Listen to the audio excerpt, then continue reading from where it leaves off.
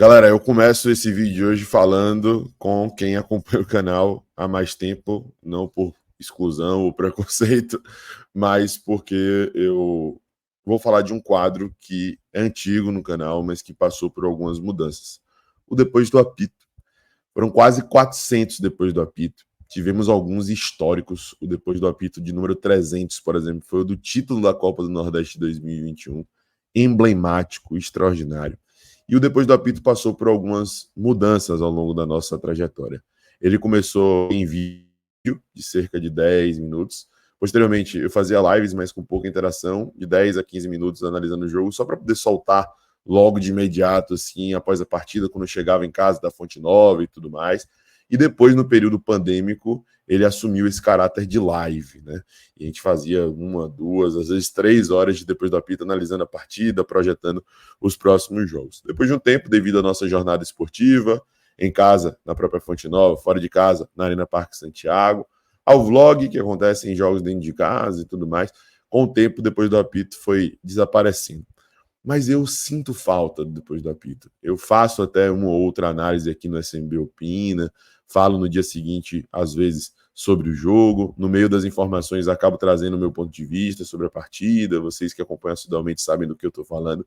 Mas eu não tenho um vídeo direcionado apenas para análise da partida. E eu estou querendo fazer isso. E para isso eu conto com a ajuda, com o apoio de vocês. Em vídeos de depois do apito como esse aqui, é crucial que você clique muito no gostei, que você deixe muito like, para poder mostrar interesse. Além dos comentários, essa é a forma ideal de você mostrar que realmente quer a retomada desse quadro, mostrar que realmente quer que a gente faça esse tipo de vídeo aqui, analisando a partida, trazendo um enfoque apenas no jogo, para que a gente possa aqui compartilhar o nosso ponto de vista, a nossa opinião. E hoje eu vou falar sobre Grêmio 0, Bahia 2, partida que aconteceu ontem no Alfredo Jaconi, lá em Caxias do Sul. E eu conto com a sua audiência até o final. Então bora aqui, bora para mais um vídeo, para mais um Depois do Apito.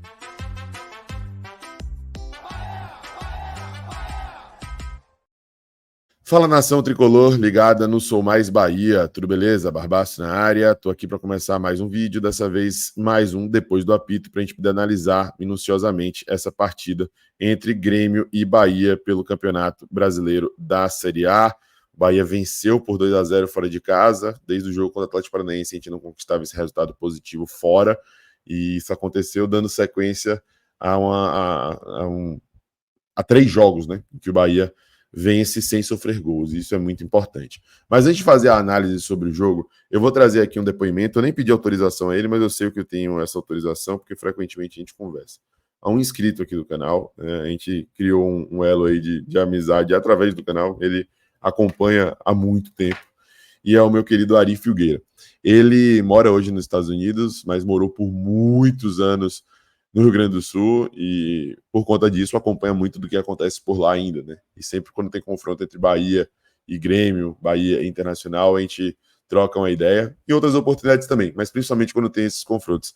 E depois desse jogo contra o Grêmio, ele trouxe um pequeno desabafo para mim. A gente estava discutindo, falando sobre como o Bahia foi soberano, principalmente na primeira etapa, e como ganhou do Grêmio sendo completamente dominante ao longo da partida, mereceu esse resultado positivo.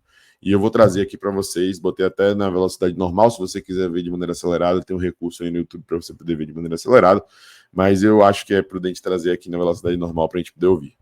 Vamos lá. Olha, Barba, uma coisa que eu vou te dizer assim, ó, muito emblemático o jogo de hoje, porque em 40 anos, né, até os anos 90, tinha aquele Bahia, né, aguerrido, aquele Bahia que quem é da minha idade conhece, né, o Bahia que fazia jus, assim, aos dois títulos, né. A gente estava sempre nas cabeças ali no Campeonato Brasileiro e na Fonte Nova era matador. Aí chega no ano que eu fui para o Rio Grande do Sul, foi 1994. Foi o ano que o Bahia caiu. Foda. Depois dali, velho, só sofrimento. Então, assim, em quase 40 anos, eu acompanhando os duelos entre Bahia e Grêmio, muitos que a gente perdeu na Copa do Brasil, assim, que a gente foi eliminado, sabe? Eu sempre naquela de, pô, imagina eu morando lá, né? Querendo, assim, que o meu Bahia mostrasse, assim, o que a gente é, né? E hoje, cara, matou uma vontade, assim, de ver o Bahia. Eu tenho vários amigos gremistas, de ver o Bahia dominando completamente o jogo. Nem quando o Bahia ganhou lá na Arena, nem quando ganhou no Olímpico, o Bahia jogou como jogou hoje, assim, foi humilhante, assim, pro Grêmio. O jogo de hoje foi humilhante, né? Poderia ter sido muito mais. O Bahia não deixou o Grêmio tocar na bola. E quando eles foram para cima, eles foram muito desesperados, muito nervosos, assim. Era visível, assim, que o jogo estava controlado. Então, assim, hoje foi um dia emblemático. Para mim foi. Velho, esse relato de Ari, ele é bem pessoal, né? É sobre uma trajetória vivida no local, é sobre experiência, sobre seu anseio, desejo próprio e tudo mais. Mas essa fala de Ari resume, na minha concepção, o sentimento de muitos torcedores do Bahia quando a gente para poder analisar de forma mais macro. Não dá para dizer que o Bahia vai ser campeão brasileiro de novo esse ano ou no próximo ano. Não dá para dizer nem ainda, né, que a gente vai para Libertadores. O futebol é muito cíclico. As coisas acontecem de uma hora para outra, imprevistos surgem, aí uma coisa ou outra desanda e tudo acaba se complicando. A gente sabe como é que funciona e você que é torcedor deve viver esse misto de se emocionar, se empolgar, mas ao mesmo tempo procurar ter um controle, porque sabe que não tem nada garantido, né? Mas, cara, já dá para dizer em 2024 que a gente vai ser muito feliz ainda. A gente vai ser muito feliz. Porque não é só por vencer, sabe? É por você ver que o Bahia consegue desenvolver um jogo de dominância fora de casa contra uma equipe que tradicionalmente nos irrita em campo, né? O Bahia foi eliminado pelo Grêmio em diversas oportunidades na Copa do Brasil, pô. É uma praga. Não me recordo agora se foram 3 ou 4 vezes. Ano passado eu estava em Porto Alegre, na Arena do Grêmio, naquele jogo que o Bahia foi eliminado nos pênaltis, sabe? Foi uma dor muito grande, cara. Fiquei muito triste naquele jogo porque o Bahia jogou bem. Mas jogou bem. Não foi dominante. Ontem o Bahia foi dominante, cara.